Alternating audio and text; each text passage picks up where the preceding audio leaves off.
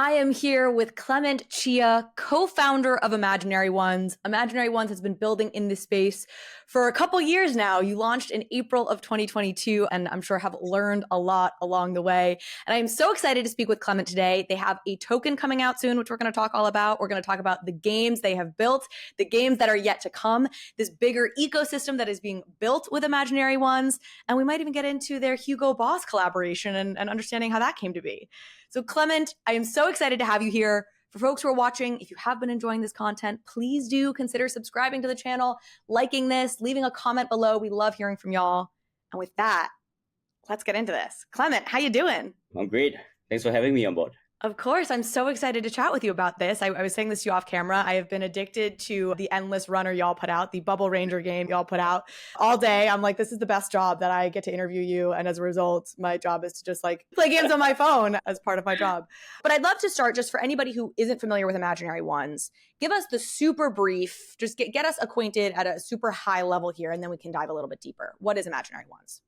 Yep, for sure. So Imaginary Ones is a IP company that focuses on gaming and kids content, NFTs, etc. So the whole full-on IP itself contains our Imaginary Junior channel, our games that we launched, our collaboration with Hugo Boss, and our merchandisers, etc. So the whole entire play itself is actually pretty huge.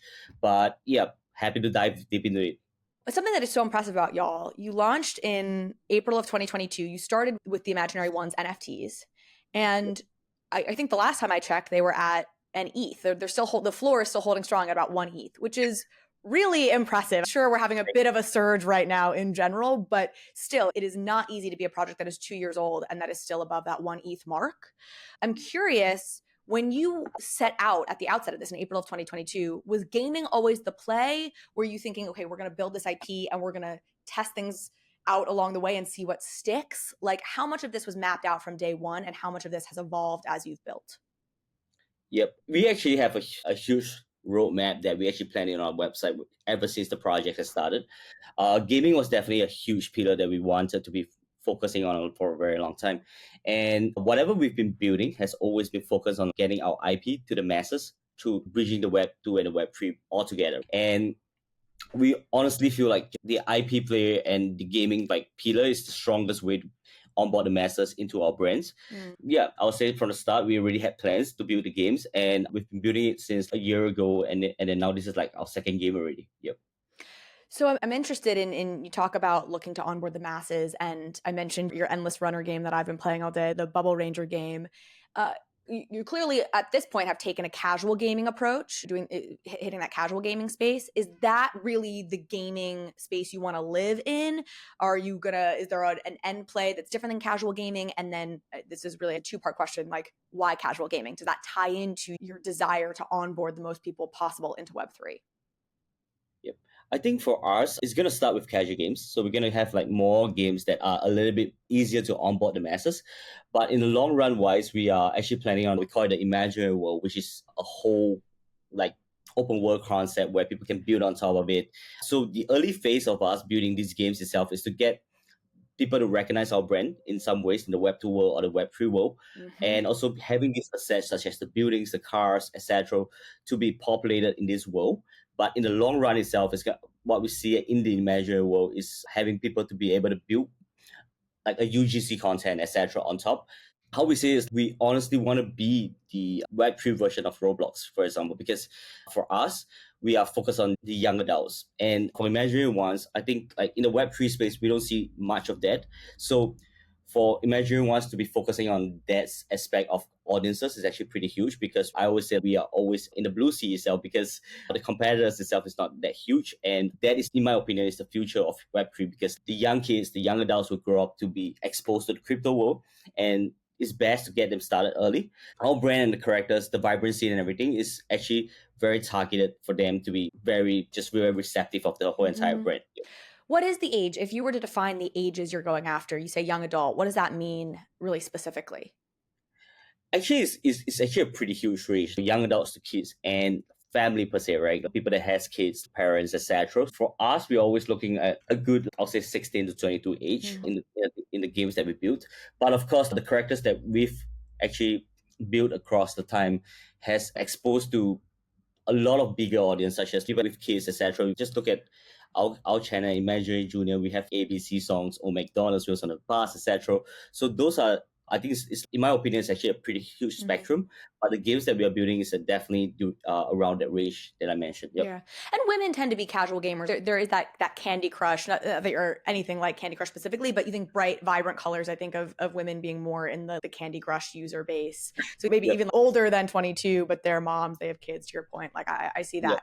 So getting back to this casual gaming piece, I want to tease something out here that I don't know if folks fully grasp. What I like so much about the casual gaming approach and the way I think you're doing this and the way I think you're thinking about this, and correct me if I'm wrong about any of this, but there's two angles to it, right? You have, okay, casual games may be a more accessible way for mainstream audiences to interact with a Web3 game, maybe without even being aware that Web3 is a part of it. And I do want to talk about where Web3 fully how your games are integrated with Web3, and that'll probably get us into your token. But so you have the Web2 audience who maybe just is drawn to a casual game. But I also think that casual games are a really interesting way to engage your existing holder base and keep them engaging with you while you build toward a bigger vision. And Yuga is probably the biggest known project, and they're doing the same thing, right? They have this other side metaverse play that we know they're building towards, but in the meanwhile, they're doing Dookie Dash, they're doing Sewer, whatever they've got these other more casual games that they're launching in the meantime. So it sounds like that's how you're thinking about it as well. Tell me if I have that right. You're definitely right. Yeah, I'll say the casual games is like the very first step for people to just know the brand.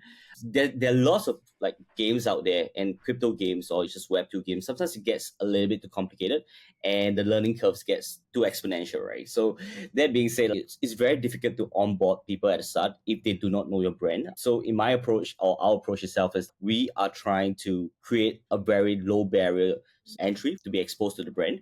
And after they love the characters, they love the world, they love the colors, etc., they will be more inclined to learn more about the whole entire project. So there are multiple ways of looking at it, because if we were to shout crypto constantly to the public, they will be a little bit turned off sometimes.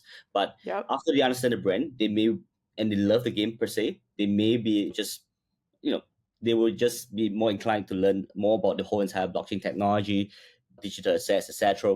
So I think for us itself, it's just more of a gradual growth with the brand versus just being up steep all the way here. Yeah. Let's talk a little bit more about that. We think about these two audiences, the Web3 native audience that minted your NFTs and that you're engaging, and then this new audience. Like, how do you think about marketing to those two groups differently and in the way that you build this brand? Our current game, Bubble Rangers, is actually in the App Store. So for us to reach the masses itself is definitely through a mobile game approach. And of course, everybody has a mobile phone, and it's much faster. I was just going to interrupt to just ask, like, how do you promote Bubble Ranger? Do you promote it out? Like, how do people discover Bubble Ranger? Yep. So our native sort of like followers itself are all from X right now. And of course, like that is something that we leverage a lot on. So because when we launch our games, we got the Web3 people really excited with just farming for chairs and everything, right? So they started sharing massively. We're trending on Twitter multiple times just for Bubble Rangers. So that actually grew quite a bit in terms of downloads and the plays and everything. And of course, like we do run ads here and there, just to get like more traction out and giving out rewards, etc. Those are the ways to grow the game.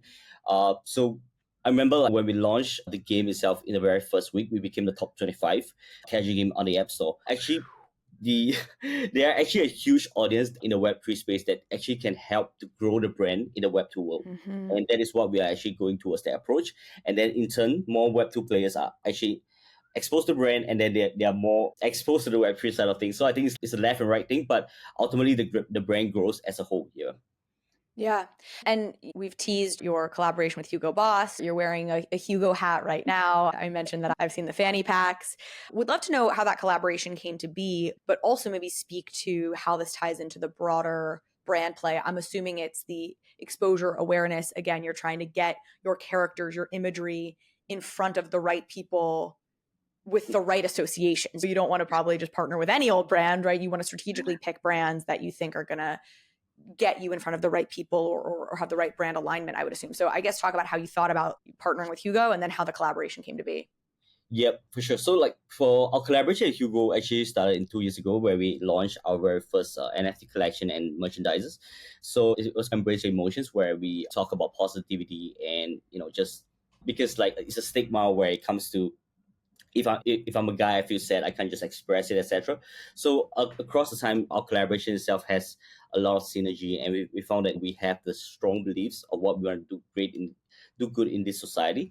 Like you mentioned, the fanny pack, etc. That is also one way of us onboarding the masses itself because we have Hugo characters in the game, and by purchasing the bag itself, you have like, custom skins in the games, etc. I think it grows as a brand because if you look at like a huge brand like Hugo, they want to come to the Web3 space, and through our community, they became a very huge brand in the space. And for us itself, where we work with them, we get exposed to the fashion industry, etc. And since we have the strong synergy in the beliefs that we want to do, I would say to me it's like a no-brainer to work with Hugo, and we're like this is long-term partnership, and there's like a lot of things going on, and they are extremely supportive when we launch our games for Power Rangers, etc. They for the bell bag we like connect this bag and the characters together in the game. So I think it's a great growth for the brand, and yeah, we like you said we are very selective of the brand that we want to work with. So yeah. It's a really cool get. It's such a cool brand to work with. Was that a pre-existing relationship that you or somebody on your team had, or did you approach them when you were looking to launch imaginary ones? Did they approach you? How did it come to be? We started talking actually during 2 years ago, actually even before the launch of imaginary ones, and like it was actually a very long form of conversation. We started talking in February 2022, and along the way there was a lot of clearance for the legal side of things, how we're gonna launch the campaign, etc. So I think that being said, I've known them for a while, and when we come into the collaboration, we wanted to do it right. So for us, it was before we even launched the very first collection and NFTs and everything, we already had 8 months of preparation and everything.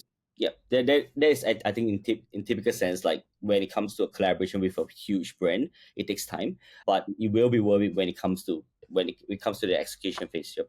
Yeah, you got to have those T's crossed, the I's dotted. Hugo is not just putting their name on anything. So let's talk a little bit more about the token and the Web3 tie-in to all this. Obviously, these started as NFTs. It's an NFT first IP brand that's launching into everything else. You have this token coming out, the Bubble token. Do I have that right? Yes, the bubble token. Yep. Okay, so talk to me about the Bubble token, why you're deciding to launch a token, and how it will play into the broader ecosystem. Yep. So for Imaginary Ones, we've been like building for 2 years, and there's multiple pillars to the games, the content, etc. Right, and I feel like the brand has reached to a point where we are ready to reach mass scale, and we've been building the Imaginary World for a long period of time, and I think the Bubbles token itself is gonna be a strong sort of core to start powering up the whole entire Imaginary World. So in a nutshell itself, like I feel like this for us is the best time for us to launch, and it's the best time for the Imaginary World or Imaginary One's IP to grow exponentially. So this is a very crucial part for the brand. And that being said, like there is a lot of plans that went into just like the Bubbles token and what can it be potentially be used, how it's connected to digital assets, how it's connected to our games, etc. So I think those are the things that we've always been thinking about. And at this current point, yeah, this is where Imaginary One's reaches mass scale, and I'll say this is the best time. Yeah. Is the token coming out before the world is, or will they be dropped simultaneously? Definitely the Bubbles token will be out first. The world itself is going to be built and launched in the near future. But along the way itself, how we see it is like we're going to have like multiple games that we're going to launch that utilizes this token. On top of that, the company itself is going to be building like in parallel for the imaginary world. So I think for our users, for our holders, or just our audience itself, there's going to be a lot of things that's going to happen for imaginary ones in the next near future. Lots of exciting stuff. Like I said, even Bubble Rangers was already our second game. We've got like a lot of things in the pipeline, and yeah, it's going to get really exciting. I know founders never want to commit to a too specific timeline for very understandable reasons. You mentioned Imaginary World is in the near future. Can you get any more specific about the token itself? Yep, the token itself is gonna be in Q1. I think. Okay, all right, hey, I'll take it. That's more specific. Yeah, very specific in some ways, but there's a lot of planning that went into it, and we've been working on it for a really long time. I would say close to half a year in terms of planning for the token. On top of that, we've been building the games, etc. So I'll say It's like a sequel, right? Things happen in sequence. And yep, through the games itself, that's why we are ready to launch the token soon. Yep.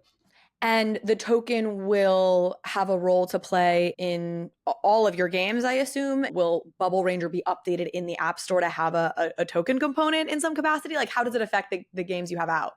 Yep. So I think the thing about the mobile store itself is it has its limitations, right? We can't have the tokens there, but what we're trying to do here is we're going to connect the games in the App Store with our own website where people can purchase the skins, etc. And it's actually tied back. So even the bubbles that they farm, etc., where in the game itself will be actually connected to our website. And that itself is actually the crypto aspect of it, while the mobile side is the Web2 aspect of it, right? I would say it's a new form of ways to do something so different. It's a very interesting way, but I guess in the long form itself, the Web3 audiences will benefit. And of course, in the Web2 side of things, if they really just love to play the game, they can be exposed to the brand. I think it's a win in every angle. Yep. So do I have this right, or is it more complicated than I'm making it to be, which is that there's almost like a desktop version of the game that you play on the Imaginary One's website, which will be the crypto-enabled version versus the App Store? Yeah, you're shaking your head. I'm getting this wrong. No, you don't really need a desktop app. It's just going to our browser and just getting connected. So you can do it on mobile as well. Yep. It's just a matter of it's about doing it on your website as opposed to doing it via an app download. Yeah, that makes sense. That makes sense. And talk to me about the role the NFTs will play in all this. Do NFT holders get a certain amount of distribution over a certain amount of period of time? Do the NFTs have a role in the current gaming infrastructure, or what role will they play if not? Yep, for sure. The NFTs holders, because they have stick with us for such a long time, some of them has even stick their NFT for a year, right?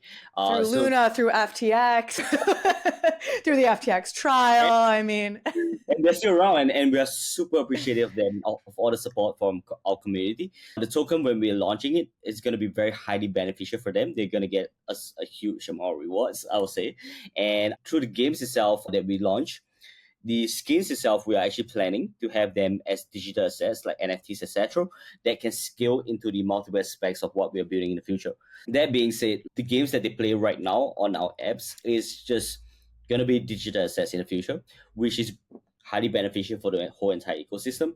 And what I feel is we don't really have to sell very high tickets NFT, because one Imaginary Ones is 1.3 ETH right now, but for the skins itself, it may be a little bit of a lower entry for people to be just, I'll say, exposed to the brand in a way. That itself, which is like for us, it's easier for us to get to mass scale, and that has always been the plan. But the Genesis collection is something that is the core of everything. So we're trying to balance everything out. But of course, the Genesis Imaginary Ones has always been our main collection that we focus on a lot. Yep.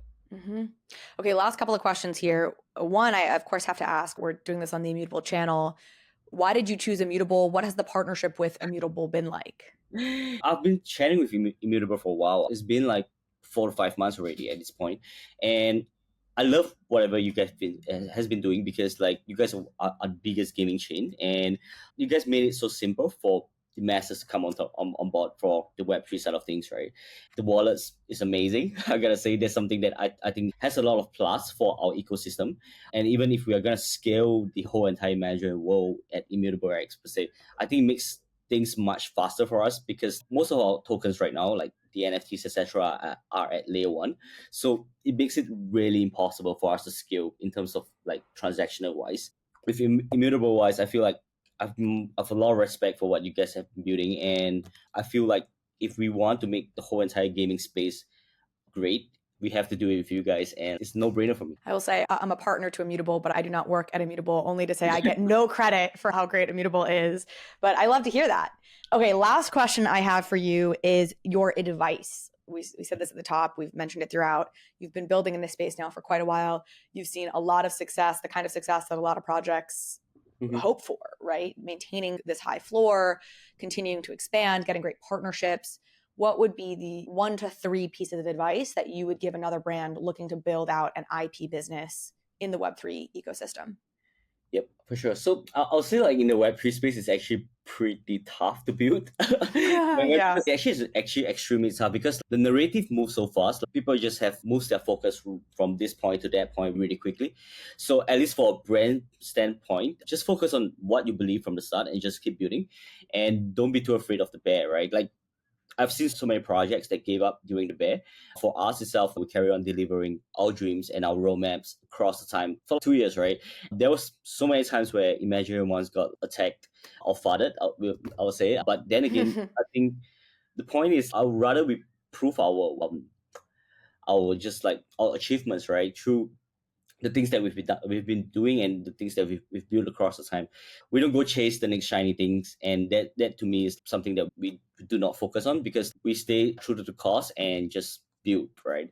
At least for founders that want to come into the gaming space, in the Web3 space, if you set yourself to a goal, 5 years, etc., just stick by it and just do it, right? And don't be affected by market sentiments. Don't be affected by how people perceive the project. If it's a great product, it will be a great product. And then again, like Web3 works in a very different way, because if you look at this imaginary ones is like my third business. Like, we came from a Web2 world, and we know how saturated that world is. Web3 itself has a lot of opportunities, where because it's an open book, and the reason why it's an open book is there's no right ways or wrong ways to build something.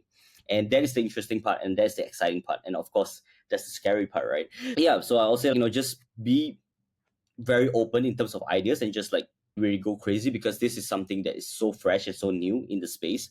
So this is the opportunity to just like go crazy and just build whatever you've always wanted. That is the advice that I can give. Just stay true to the cause, I'll say. Yeah. I love it. Clement, thank you so much for coming on here. I really appreciate you participating in this conversation. Congratulations on your success. Keep going. I'm really grateful that you're willing to come on, talk about what you're doing, and sharing your wisdom. Yeah, no worries, man. Thanks for having me. I appreciate it. And if you did like this conversation, please do go subscribe to the channel, like the video, leave us a comment, let us know what you think. We do love hearing your feedback.